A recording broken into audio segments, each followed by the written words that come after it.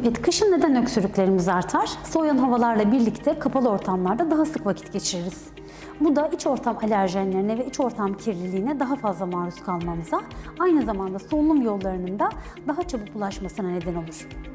Yine gerek yakıt için kullandıklarımız, gerekse araçlardan çıkan egzoz dumanıyla dış ortam hava kirliliği de daha fazladır. Kullandığımız yakıtlar evlerimizde, bulunduğumuz yerde havanın nemini de etkilemektedir.